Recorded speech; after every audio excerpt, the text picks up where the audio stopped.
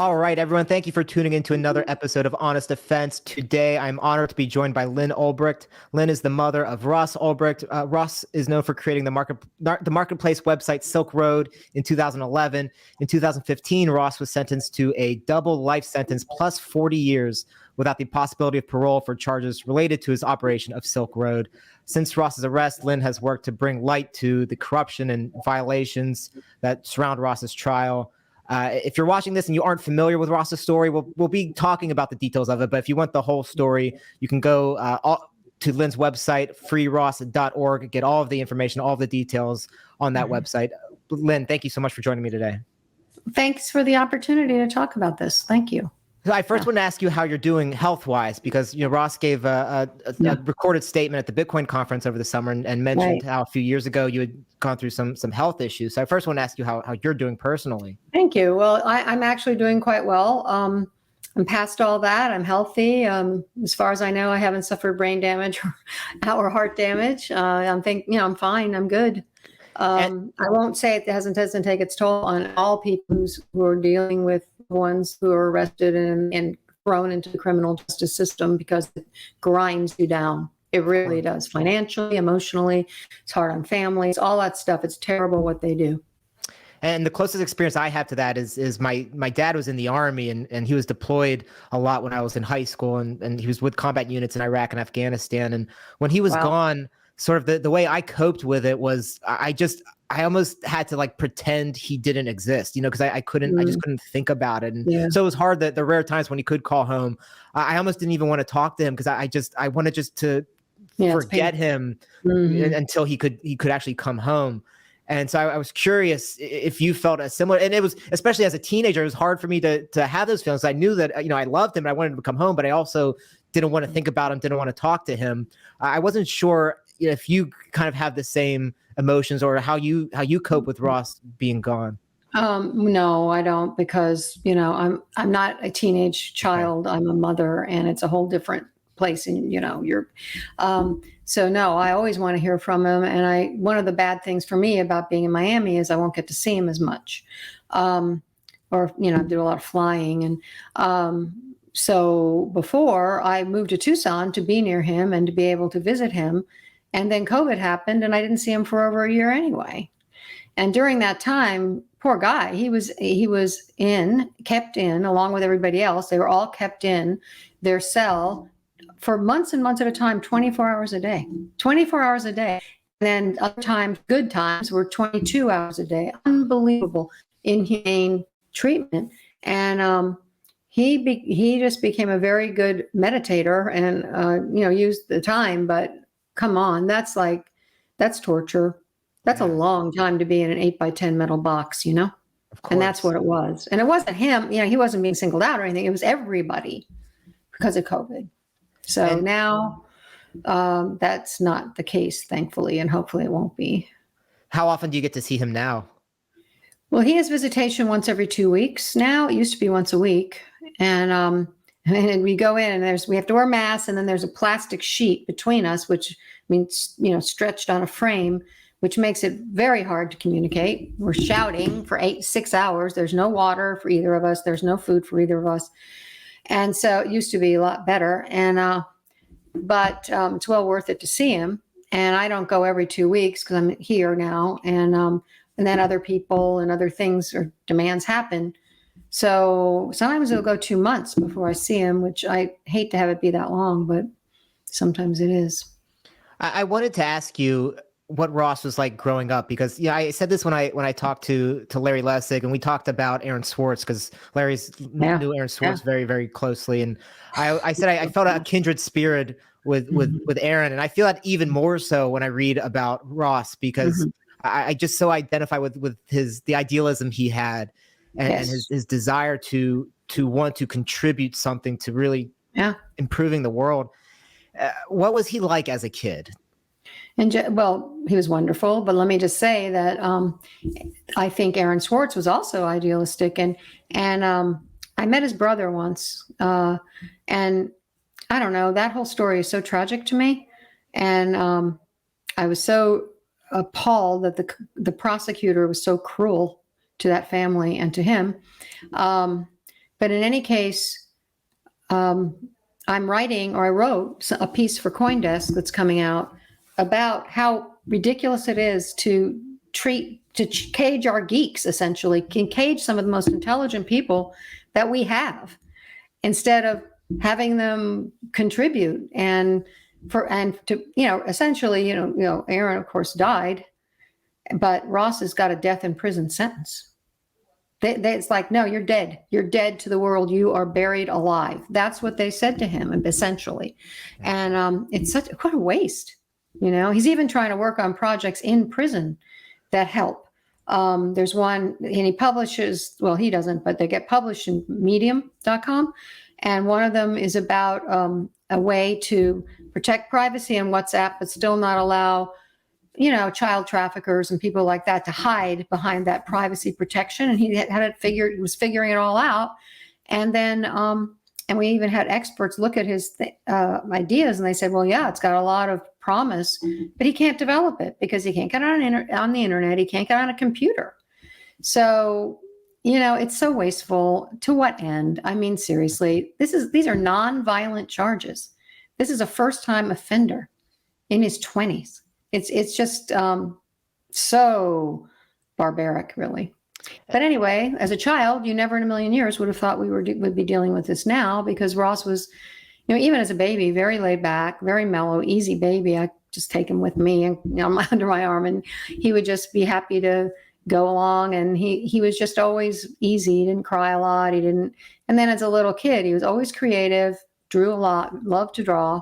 We're actually coming out with an NFT based with several of his drawings as part of it soon. But anyway, he was very likable, easygoing, and there's 100 letters on our website, freeross.org, where people who knew him, who actually knew Ross, wrote about him and his character, his generosity, his sweetness, all that stuff.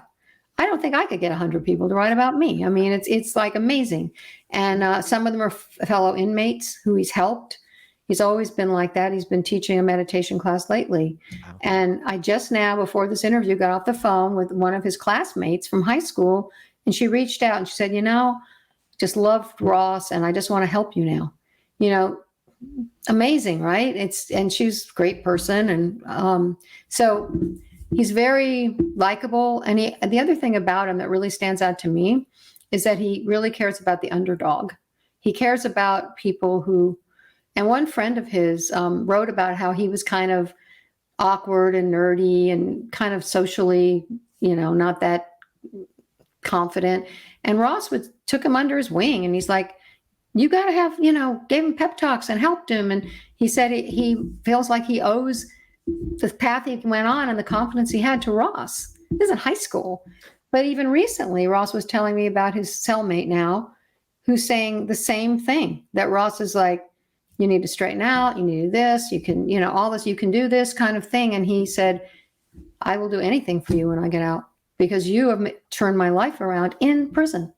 And that, there's many, many people like that. And so I don't know, I just think he's an exceptional person. But parent, he was just great. He was a wonderful person to raise, really was.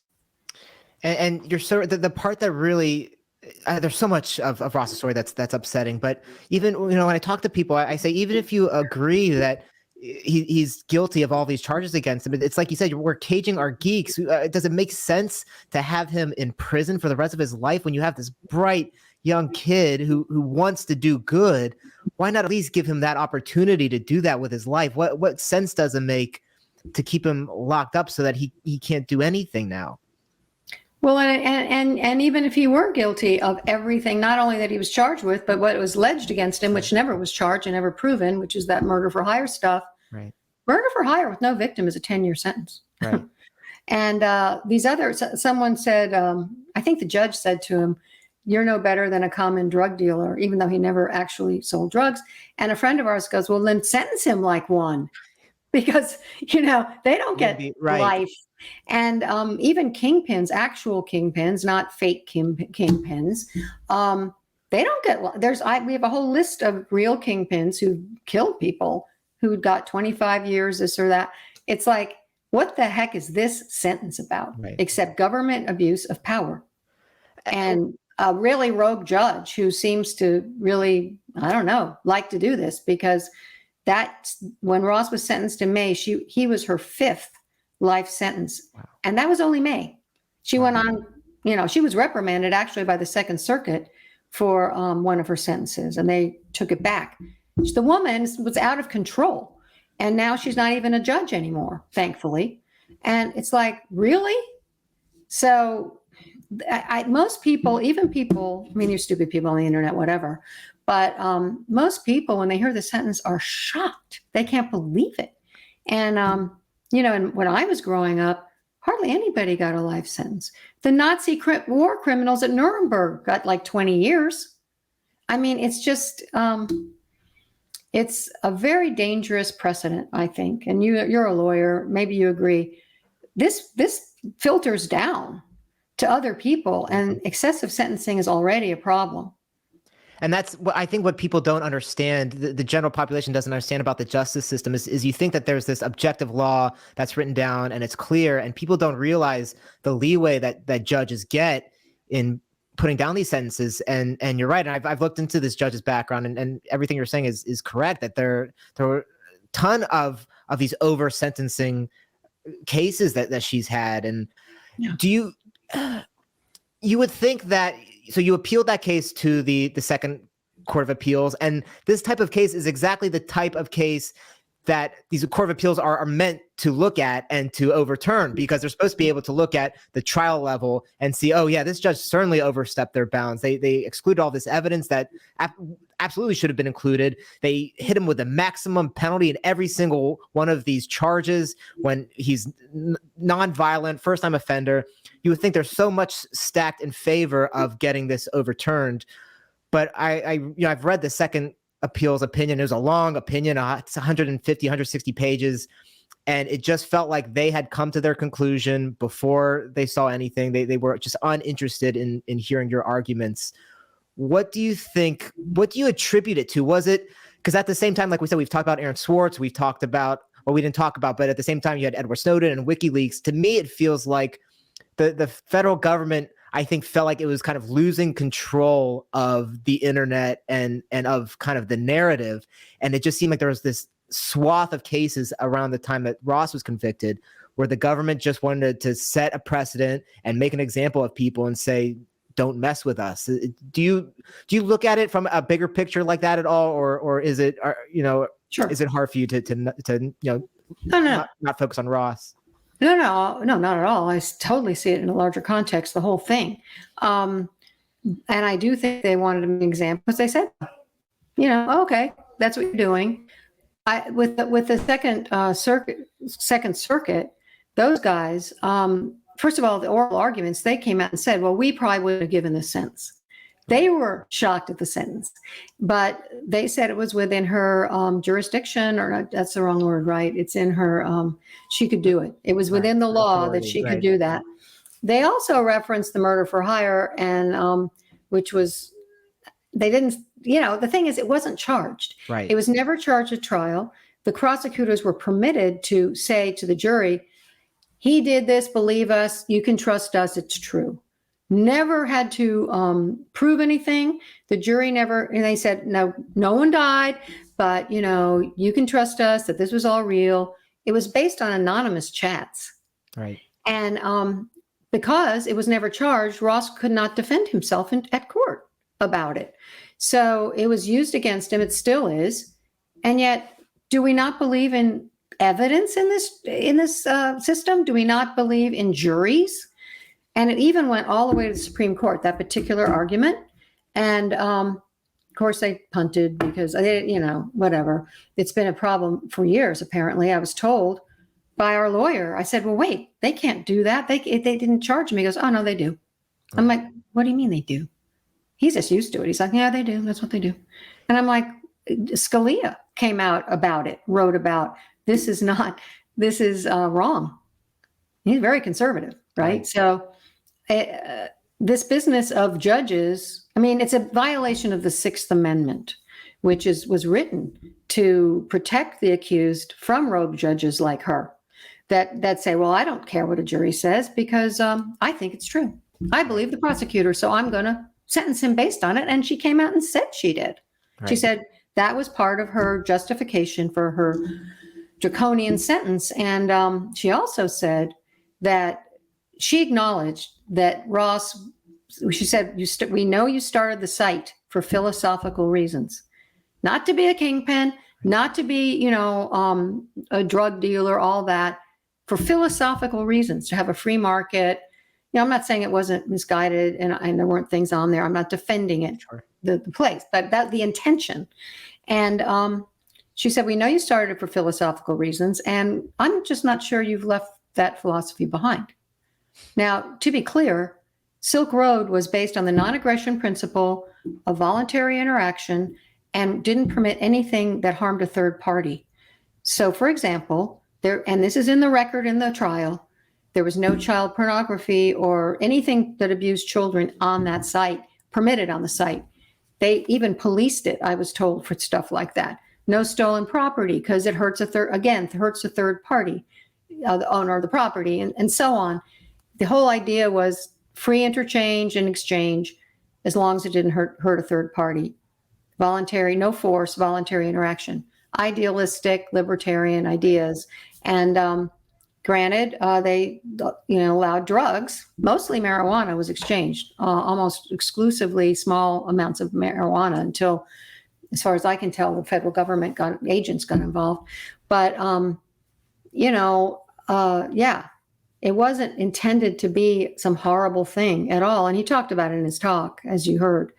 And so the Sixth Amendment was violated, and the Supreme Court did not defend the Sixth Amendment or the Fourth, but yeah. Right. And like you said, there's conservatives. You had 21 different organizations filed amicus briefs to get the Supreme Court to hear this case. An amicus brief is basically when a third party outside organization comes in and writes to the Supreme Court and saying, hey, you should really hear this case for these reasons.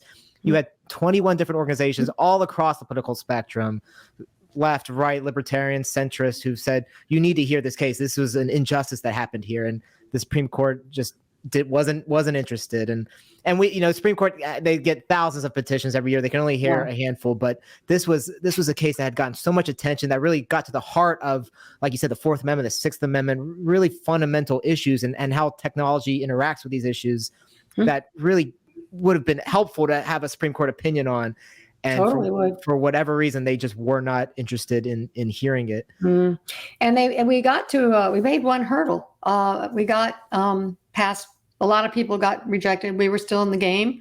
And we were so hopeful. We were just, and then, and it is a very hard thing, but we did everything we could, everything. And our lawyers were great. And, experts actually, and on the Fourth Amendment, and gone to the Supreme Court many times. They gave us a huge discount. Never could have afforded them, and because they thought it was an important case. Right. That's what they said. This is an important case. We need to get this to the Supreme Court. I was going to ask you how you felt about your legal team, because again, when I look at all this, when I looked at what happened even at the trial level and the first trial there, you could have had Johnny Cochran representing you, and the court just was not. They wouldn't allow fundamental evidence. It seems like no lawyer could have won that case based on the way the judge handled what was going on. Yeah, I think she'd made up her mind beforehand. And I don't know. Yeah, the whole thing was a travesty. I couldn't believe it. I'm like, this is a trial? I mean, I couldn't even believe it. So when you were sitting there in court, did you know what was going on? Could you tell in the moment that they're throwing out this very important piece of evidence, or was that something the lawyer explained to you afterwards? Well, it's kind of shocking because we call a witness. No, that person can't appear. Right. For example, explaining Bitcoin to the jury, and Andreas Antonopoulos, who is well known as a worldwide expert and author about Bitcoin, he was ready to come. He was getting on a plane to testify, and she said no. And she said the jury understands Bitcoin just fine. And I'm looking at these people. I'm like, most of them were over 40. Right. I don't think most of them were tech savvy at all. Many of them work for the government. And I'm kind of like, really? I mean, how can you say that? It's obviously they don't. I mean, I don't. Right. Who does? I Right. mean, it's hard. Right. And yeah, so it was obviously so unfair. And then I kept thinking, well, it's going to be good because then when our lawyer gets to get up there, and then it was like nothing. It went by. It was just shut down. Yeah. I mean, we had a government witness. He was the main person in the investigation. He said he felt like there are many DPRs, and there's lots of evidence, anecdotal and in trial, that that's true. Ross is just getting the brunt of the whole thing. But he named another perpetrator. And at first, the judge was like, whoa, really? Well, we've got to look into this. And the prosecutor went crazy over that. And she shut down the trial that day. And it was a long weekend. And when they came back after the weekend, she's like, no mention of that perpetrator, nothing. You cannot talk about him at all. And I'm like, what the hell happened over the weekend? Right. Right. Oh. Right. Again, there's so many fundamental issues that the idea that there were multiple administrators, DPRs, that was the username of whoever was running Silk Road, the administrator of Silk Road. There's all this evidence that there were other people who are administering this site that weren't Ross, that came after Ross, and to just not be interested in finding out who that other person was. It seems like isn't that fundamentally the heart of this case? Yeah, you'd think, but I think they wanted their trophy. And right, exactly. And their case, and many have gone on to the private sector, including the judge, to make millions. Yep. And it's all, I think, a lot of times with prosecutors, it's their career. That's,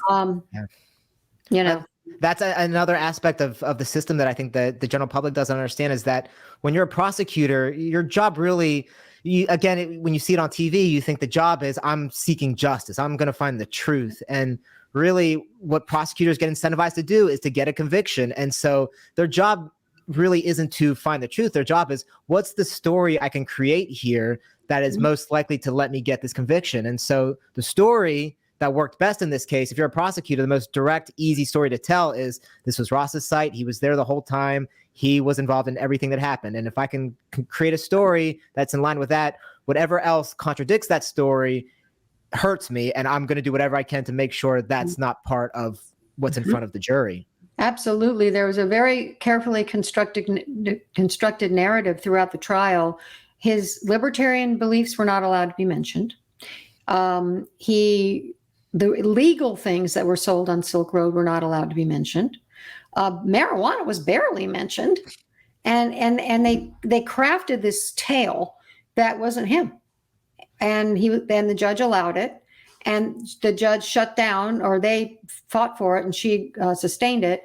That evidence that there was more than one Dread Pirate Roberts, administrator, right. And they wouldn't allow the jury to hear even the slightest hint of that. And then the whole corrupt agents, which we haven't even talked about yet, the two corrupt agents they ended up in prison. In fact, one of them, I think, might still be in there, but he's about to get out. They weren't allowed to be mentioned at the trial. So they had full reign of that site. They had unfettered access. They could act as Dread Pirate Roberts without whoever was running that personality knowing, plus other aliases. They stole a lot from vendors. They, on and on. And they tainted the evidence, because the evidence, they could tamper with it. They had access to chats and everything so the jury's looking at evidence, written evidence, that these guys had access to. It was tainted. They were not, the jury was not allowed to know they even existed. And then 2 months later, it all comes out. And the other thing that came out was that there was someone using the Dread Pirate Roberts account on the forum that logged in 7 weeks after Ross was already in prison. Who was that? Right. And there were files that showed that things were tampered with and things were taken out, and on and on. And it's like, this is a trial in America. Right. It was, and I think you're right. I think a lot of it was, he's the symbol. And I feel like now, he's the symbol of Bitcoin and all of that. And I think that's a problem. And I just hope and pray that we can, get him out, have someone see he's not a threat. And, he shouldn't be in there. Were you worried about him making that statement at the Bitcoin conference over the summer? Were you worried that it would upset the authorities that he's still speaking out? I was somewhat, yeah, I was worried that he'd get punished, which he was, but not too severely. But he was put in solitary, and they did monitor his mail more. And so now his mail is more hung up and stuff. But actually, it could have been a lot worse. So I was like, thank you. But but I understood he's so tired of not being able to speak out. Yeah. I mean, he's so tired of people maligning him and lying about him. And just to quote a former prosecutor who's now a defense attorney told me, he goes, Lynn, they lie, they cheat, they do whatever it takes to get their trophy, like you said. And they fought that judge about revealing those agents. And they said, well, that'll ruin our case against them because it'll tip them off that they are being under investigation. Well, it turns out they already knew they were being interviewed by law enforcement months before. And, it's like, really? And so we said, hey, well, wait, we'll get your investigation over with and then we'll bring them up. And they go, no, you have a right to a speedy trial. And I'm like, you mean being railroaded? Is that what you're talking about? So there's so much. And we've tried to really put it all on there and back it up with footnotes and all of that. And you can dive pretty deeply into our website. But there is so much, and I know there's so much more, but we just don't have access. Right. I mean, those corrupt agents, all of their emails have never been decrypted. Now, why didn't they make that part of their deal? They had to they wanted to decrypt that they would have to decrypt their emails. Well, maybe the government doesn't want them decrypted. Right. I don't know. Why wouldn't they do that? And there's other stuff under seal. I'm like, why? It's over. You got him. What's the problem? Why can't we see what went on? Because he's still alive. I think that's what it is. They don't want him to be able to be free. Maybe so. Yeah, because I'm like, you got double life. Double. Right. 2 centuries. 2 centuries isn't enough for them? For somebody who never, is not a threat to anyone. When you tried to pursue what was going on with these corrupt agents and try to get information about what was it that they actually knew, what kind of access did they have to the site, what were they actually doing on the site, how did you go about trying to find that out, and kind of how were you met when you were starting to ask those questions? Well, I didn't even know about them till the trial either. I wasn't allowed to be there, but we meaning the defense team, went to court before trial to object to not being able to talk about the agents. Right.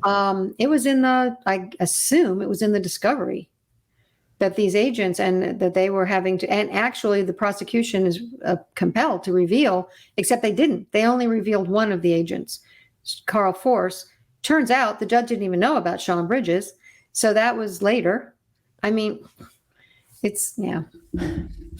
What was unbelievable, really? It really is. That's it's so hard to know even where to go with this, because there's so many different avenues that each one is more egregious than the last one. Yeah. When you first found out Ross had been arrested, what was your initial reaction? Shock, total shock, because Ross, like I said, was really, never a problem, always a good guy, always peaceful. And I was told by a reporter actually called our house, and suddenly all these reporters and press and, are saying he murder for hire. I'm like, murder for hire? It's absurd. Yeah. Ross?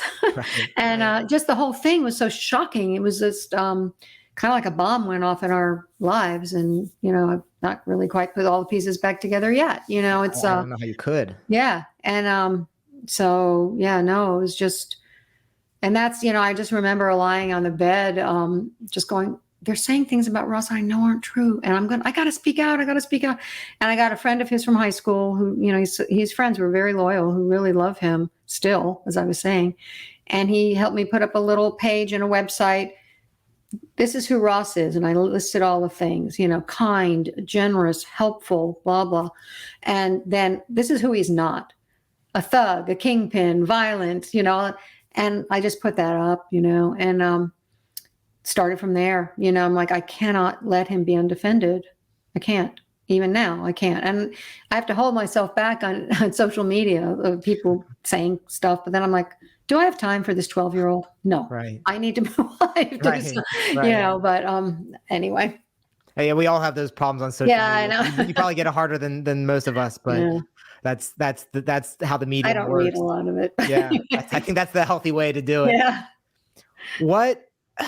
How has prison been for Ross? I mean, I've seen him. He's able to tweet, and it's incredible how he. And it was the same thing with his talk at the Bitcoin conference. He still has such optimism, and not even for his own situation, but just optimism about the world and of Bitcoin and of that philosophy, like you said.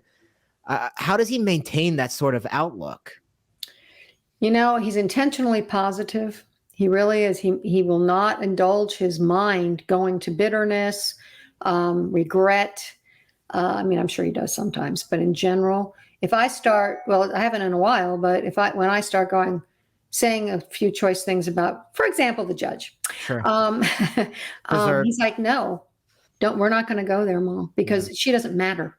She's just part of a whole machine. She doesn't matter. And he has a very kind of removed and detached view of same in the prison, and some of the guards are not good people and some of them are very cruel people. I mean, that's just the way it is. But he doesn't, even the cruel ones, he's like, oh, he's neurotic, Mom, don't worry about it. Things like that. He tries to really, he sees the big picture. And for that reason, people really like him. He doesn't judge, he doesn't.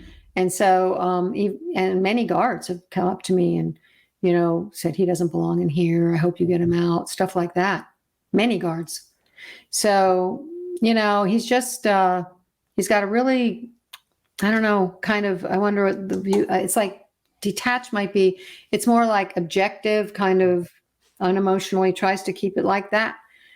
Of course he gets emotional. Of course all that stuff. But in general, it's a good way to be in there. He purposely meditates, prays, reads, learns, writes, uses his time. So I think he doesn't feel so much like his life is being wasted, which of course it is, but he's doing his best not to have it be. And teaches classes. He's taught many classes. He just finished a meditation class that he taught, but he's also taught physics and math. He's helped people. He's tutored them. He's helped people get into college from prison. And one wrote about it. It's on our website, about how he was so patient and so supportive. And, he just does what he can with what he's got. And I'm amazed. I mean, I'm very inspired by him. He wrote a piece, it's a Medium called, and on our website, called 5 Keys to Inner Strength I Learned in 5 Years in Prison. And it's really good. It's really, really good. And he talked about it in his talk. He said gratitude. Find something to be grateful for. Don't focus on the negative. And that's good advice for us all, right? And forgiveness. And he had to forgive that judge, and he had to forgive the prosecutors. I'm working on it, okay?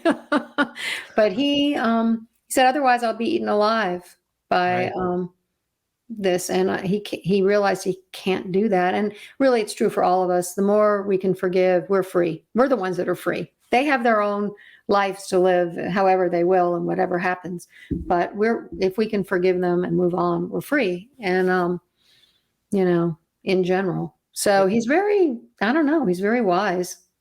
It reminds me, I don't know if you've read or if he's read Viktor Frankl's Man's Search for Meaning. I'm sure. It's one of his favorites, and me too. Yeah. Yeah. And absolutely. Because that's that Frankl talks about that, he was in the Holocaust, he was in a concentration camp. And he says that the people who survived, it wasn't the most physically strong people, it was the mentally strong people. It's the people who were able to maintain hope and to, like you said, to not have hatred for their captors and for the guards, to just understand, I can't control my situation. I can only control what's in my own head. And that's right. If I can remain strong in my head, then that's how I'm going to get through this. How you talked about him being in solitary confinement, and he mentioned it at the Bitcoin conference, being in the hole. How does he get through that? Is that meditation? Is that just the same philosophy of just accepting this is the situation and just trying to go internally? Yeah, well, like in the talk, he was talking about how he started slowly becoming grateful for the air he was breathing, that kind of thing. Because, banging up against the wall. And even in the beginning, the public defender who was dealing with him out in California, he said to me, he's a good soul. He's a really good soul. He said, and he's so calm. He said, I get people in here that are throwing themselves against the bars and the wall and going crazy. And he said, he's not like that. And, I said he was a very mellow child. We used to call him Buddha baby because he was just there like a little Buddha. And I think that quality that he has in his personality helps him too. Yeah. He's not a pushover. He's not weak, but he's got this kind of, he's always been like that, which made him an easy child to raise because he wasn't high maintenance at all. Right. So I think he's a great guy. I just want to say, he's a lot of fun. He's funny and he's fun to talk to, and he's open to things. He can be the life of the party, but he can be very contemplative and observe things. I mean, so he's been kind of portrayed as this strange loner who lived in a basement or some crap. And, the basement thing, I was in that basement. It was a finished basement. It was all nice and carpeted, and I stayed in it. And Ross owned the house, and upstairs were bedrooms that he rented out. He was in college. So, I mean, a lot of things could be twisted, but Ross was not. He was very social and well-adjusted. So he still is. So he has friends in there, and, he tries to see the bright side of his day. Like, I'll say, how are you? I'm good, Mom.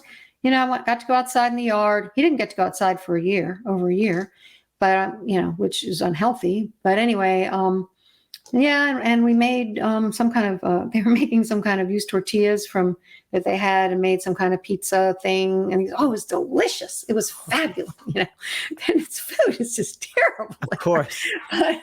But they do stuff with it, and he just makes the best of it. Is he in with the general population? Is he among violent convicts? Well, he was last time in Florence. It's a very violent, gang-heavy place. And it was that was tough. That was tough. He was and what happened was he refused. Every once in a while, you're expected to beat somebody up who they think is a snitch or whatever. Right. And he was being forced, or they tried to force him to do it, and he refused to do it and got himself into protective custody just in time. And we got him transferred to Tucson, which is a place where they put people who are in danger in the general population. Before that, he was. And now Tucson, which is also maximum security, but it's not violent people. So he's not, in danger, which is a huge relief for me. I mean, it was just very, very, I was just kind of a basket case about that particular thing, Right. And you got to take those small victories when you can get them. Yeah. There was talk of the Trump administration at the end of Trump's time that maybe he might get pardoned or get a sentence commuted. Was there any serious conversation? Were you involved in any of those conversations? Did you know anything about the possibility of that happening, or were you kind of just hearing the rumors that everyone else was hearing? I heard stuff. We were very, very hopeful, which made it so devastating when it didn't happen. It's really hard. And I don't know the whole backstory of what happened. I think there were definitely more than just Ross who had their expectations up for that. And, it's been tough this year because that's how the year started, and it was devastating. Really, really was. Then I got COVID. Then I found out I had to move. Then I moved. It's been quite the year so far. Hopefully now it's good. But it was very, very hard and very disappointing. I mean, that's my understatement. Yeah. And you talk about how the media can portray things so differently from reality. And I remember when I first was reading about this story, and I was in the middle of law school, so I couldn't follow it as closely as I follow it now or followed it afterwards. And you just hear about this drug kingpin running this drug site, and in your head, I'm picturing Tony Montana and Scarface and on his big throne, and of course, once I start reading about Ross, I'm like, oh no, this is like a guy I could have grown up with. definitely. So there's this book came out, American Kingpin, and it kind of followed the government storyline, like you said, the murder for hire and all of that were in this book as fact. And then there's a movie made based off the book. Were you or your family or Ross contacted or involved at all in the making of the book or of the movie? Nick Bilton essentially grabbed me outside the courtroom asking me to be involved. And he's the author of that book. And that's where I was talking about the basement. There's a lot, and there's other things he portrayed, like Curtis Green's house. Curtis told me, I didn't read it, but I read excerpts and I saw all kinds of things that were inaccurate there. But Curtis said he portrayed it as some shack, and he showed me a picture. This is my house, and it's a nice house, stuff like that. But I don't know all the inaccuracies, but I was warned by someone who's well connected and I totally trust. Said, don't get involved in that book because it's the government narrative. They've been feeding him their narrative a year before trial, which I don't know if that's legal, but I can't prove. Right. And a year before trial. And all this stuff came out American Kingpin. And the other thing that Bilton has said is that Ross turned down a plea deal, that he turned down a 10-year plea deal. And the guy, Tiller Russell, who made the Hollywood movie, which of course, he even says in the beginning, this is based on a true story, except where we've lied or exaggerate right. Something. But he admits in the beginning that it's not accurate. Right. At least he admits it.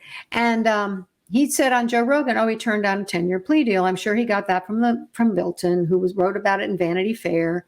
And so then Joe Rogan's like, oh my God, and I'm like, so what happened is when we heard that Bilton said that, we're like, well, let's find out, because maybe if there was a different plea deal, we could make good with that. We could use that. And so our lawyer went to Bilton and said, hey, is that true? And he said, oh yeah, feds told me that they offered him 10 years and they were going to recommend 5 years to the judge, which doesn't even make sense. Why would you give him 10 years and recommend? Anyway, they were going to recommend even less. And so our lawyer took this to the judge, a judge in the 2255, which is still current. And she said, well, let's find out. And brought the prosecution for the Southern District in and said, did you offer him a plea deal? And they said, no. It's on the record. This is totally in the record. And they said, what we did was we said 10-year minimum, but we're going to recommend life to the judge. That's not really a plea deal. That's like, there's no ceiling there. It's not like 10 years done. No, we're going to tell the judge, we think it should be life. And so our lawyer said, Ross, that's not a deal. And so we, he went on to trial. But no, he would have taken 10 years. He would have taken, at one point, he was saying, tell him 30, I'll do 30. So this is all and then Bilton refused to retract it. He won't retract it. I'm like, okay. And he won't reveal the names of the feds. So I'm like, well, then don't, that's not right. Right. If it's in the record and the prosecution's saying it under oath, let's, at least put that in there.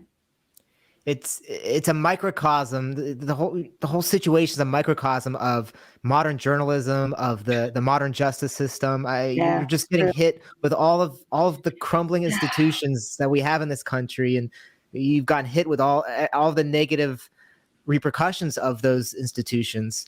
Yeah, not to mention being at the eye of the storm of cryptocurrency. The drug war, all this stuff that's just, it was, How do you feel? I mean, I know the answer to this question, but how do you feel about the justice system generally? And what would you change? What could change if you were kind of in charge of reforming criminal justice? Yeah. What would you do differently? Yeah, I mean, what I think is that it's gone completely out of control and hijacked our American values and being weaponized against people. And this began in the drug war, where the prison population has metastasized 800% since the 80s. 800%. And before that, it was pretty much steady. I think it was a lot of people, but it was Now it's millions of people. And if they were a state, if the people caught up in the justice system were a state, it would be bigger than 11 states of the United States. It's a lot of people. It's its own state of incarceration, right, so to speak. This is wrong. This is like a human rights outrage and a national disgrace, really. And one of the things that's so bad is, and Ross is a poster boy for, is it's the sentencing. The sentencing is just appalling. You know, the life sentences given out like no big deal, and virtual life sentences, and no chance for redemption because in the federal system, there's no parole. They took that away in the 80s. It's like you're condemned to die in prison, and there's thousands of people, including people who are just being accused of having marijuana. Right. Yeah. So it's seriously corrupt. I think it's become a big moneymaker. It has. I mean, that's easily documented. So it's this huge mass incarceration monster is making money for lots and lots of people at the taxpayers' expense. And so it's not what it should be. And yeah, what would I do first? Good question. I mean, I feel like the sentencing alone, some kind of limits on those sentences alone. I mean, life for marijuana, stuff like that. It just allows judges too much. They're not, I don't know, there's too many judges that can't be trusted with that kind of thing. Yeah. I think. I don't know. It's just wrong. It's just so wrong. Yeah. And that's, you know, it's one of those things that it takes so long for the system to catch up with general population sentiment. I mean, I think you talk to the average person on the street, they would say, yeah, of course he shouldn't be in prison for his whole life for doing something completely nonviolent. Mm-hmm. But, you know, you're not. And he was young too. I mean, he was young. You mature, you know, right. you mature and change. And I think everybody could pretty much say, gee, when I was 26, did I do anything I probably wouldn't do now? Sure. And if I had 30 or 40 extra IQ points, if I was Ross, if I was a brilliant young kid, I don't want to know what kind of damage I could have done, because yeah, he had the idealism plus the intelligence to go and do something. And yeah, he did. Yeah. I know. Go ahead. I'm sorry. No, it's okay.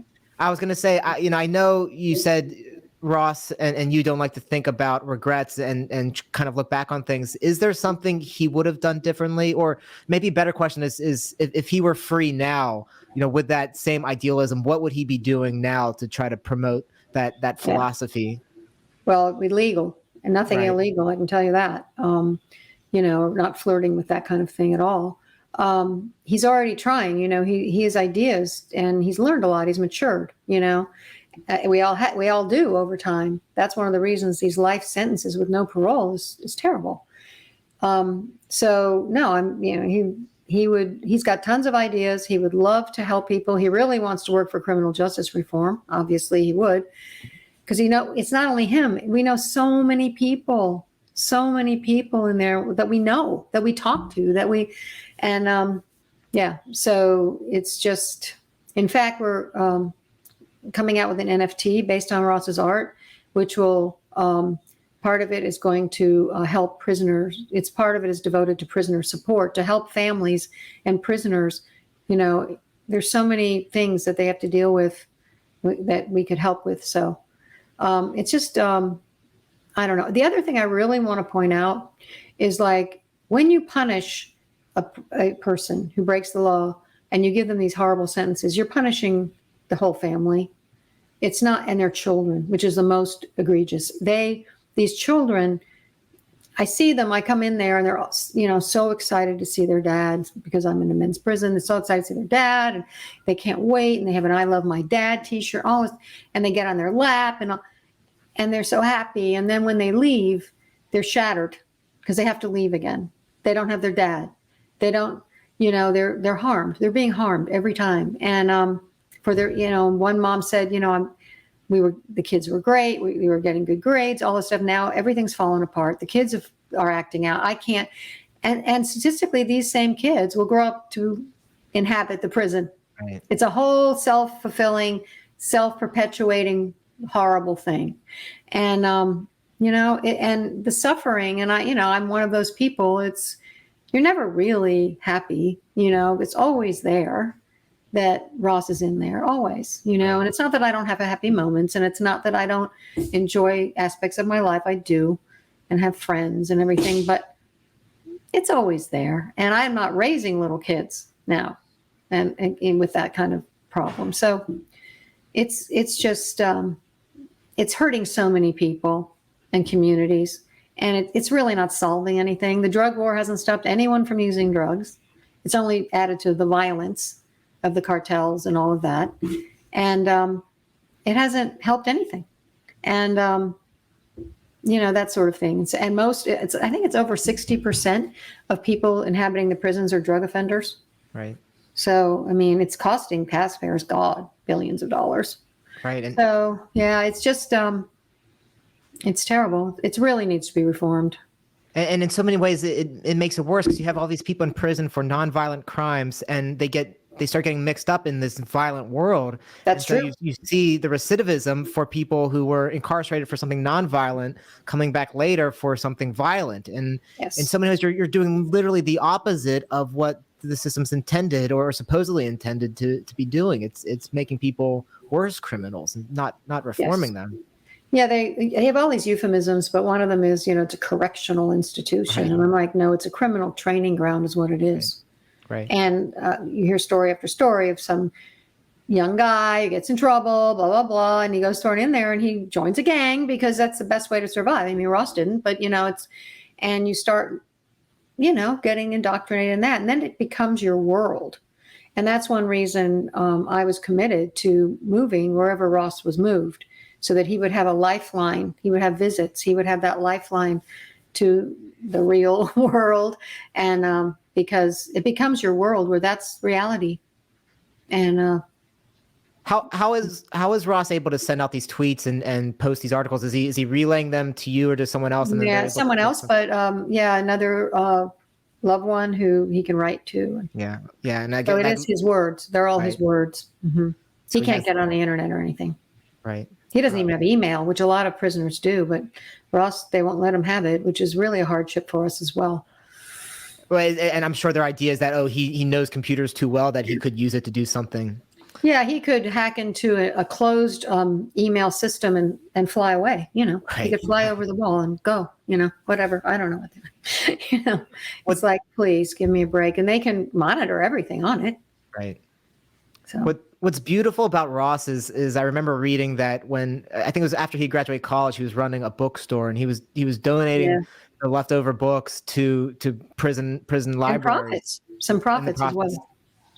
So he always you can just see his soul when you read about his story. You can tell this wasn't someone who was trying to run a criminal enterprise. It's so obvious when you read a story, and that's what's so sad about the lack of humanity that's in the system, that it really, really is. And you've seen it from the inside more than I have, but I know people who are involved in the system, and you can see that these people, they see it as a job like anyone else, and they're doing whatever they need to do to climb the ladder. And the way to do that is to put as many people in prison as you can. And until you do something to fundamentally change that incentive, you're going to keep getting more and more of this. Mm-hmm. And I think, it's lost the fundamental value, American value of mercy and redemption. There's no second chance here. Right. And it's not really American. It's un-American. I see it as un-American. I feel like this is not who we are as a people. We're not, it's like there's a place for mercy. There's a place for redemption. There's a place to be able to pay back and, contribute. And they've taken it away. Yeah. And it's again, you talk to someone one-on-one and everyone accepts those principles and those ideas. And I think so many people are on that page, but you have this system that seems so disconnected from the general population. The average person does not want nonviolent criminals to be locked up for life in these inhumane conditions. They don't want these young men who have never hurt anyone to be locked up for life and not be able to use email, not be able to go outside.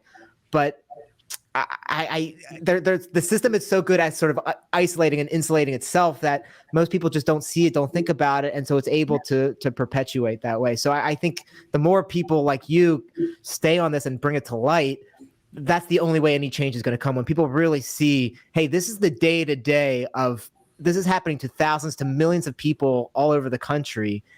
And this is what their day to day life is like. And we can't keep going down this path. Mm-hmm. Yeah, no, absolutely. It's appalling, really. And it can be done so much better and so much more effectively. And but I think there's a lot of people who don't want to fix it because it's very lucrative.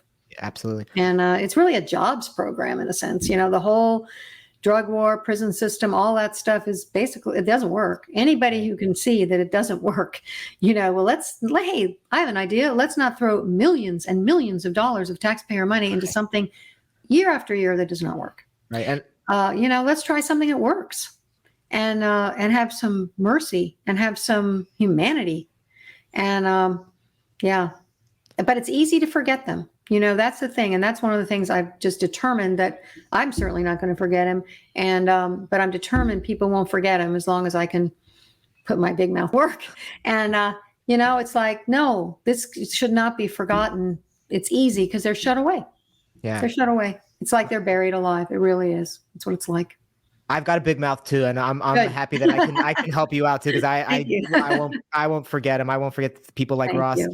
So you mentioned this NFT you're going to use to help raise money. Do you have any more information on that, where people can go if they want to bid on it or find out more about it? It's going to be on a marketplace called Super Rare, and it's I think it's soon, but we're going to publicize it and everything, but right now there's nowhere to go. Okay. But yeah. Well, when that's ready, I'll make sure I push that out and let people know. Yeah, thanks. Yeah, And your website is freeross.org, and like I said at the top of the show, it's got all of the information you want, everything that happened at the trial, all of the information, all of the evidence that was suppressed, all of the inaccuracies in the book, and all of the media reports, and the facts, what actually happened.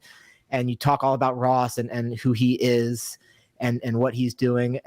So people can go there, freeross.org. You can sign up, get updates. You can sign the petition for clemency. Yeah. Is there any other information you want to give people before we go? Yeah, I do want to emphasize the petition. We're almost to 500,000, which is, was my original goal. If I can get 500,000, we're almost there. So if you haven't signed it, please do. Just go to, you can go to freeross.org/petition, go straight to it, or just go on the website. There's a button, red thing you click, and please share it. Share it. You don't have to be American. It doesn't have to be American. And please just share it and put it out there. And we'll get to 500,000. I'm sure we'll get there pretty soon. And that helps me. It helps me go to, say, legislators and say, see, 500,000 people are for this. That matters to them, that many people. And I also want to say that I can tell you've really read the website, research and everything. And kudos to you, because a lot of people don't. That interview me. I mean, they don't know, and it's fine. But I really appreciate it, because you obviously know a lot about the case. Like I said, this is something that just, it feels personal to me. It feels like this is, he could have been someone I knew, and lots of people say that, by the way, that want to help me. Said it could be me, Lynn. It could be me. I got to help him, kind of thing. Right. And like I said, I need another 30 or 40 IQ points to be able to do this. I can tell you're a smart guy. Any other information? So is the idea that the petition for clemency, is that sort of kind of where your hope is now? You're going to legislators and trying to present them this petition. Is that kind of the next step in what you're doing? Yeah. There is a 2255. You're probably aware of that because you're a lawyer. It's not a good statistical chance of getting anything for it, but of course we're going to try everything. I feel like the whole time last time, I feel like we made a lot of progress. We didn't come to the finish line, but, we'll just keep trying with, it's people and paperwork. That's how I see it. It's like, we just have to keep, saying, it's people. And, if anybody has any ideas about who I can network with, that would be great. And not only in political realm, but in the justice realm, they're involved in clemency, the Department of Justice. And so anybody, please, you can get a hold of me at freeross.org. At the bottom, there's a footer on every page that you can click, and I get those emails. And Ross, he's just going to continue to keep writing. Does he have any plans to put out any more statements like he did at the conference?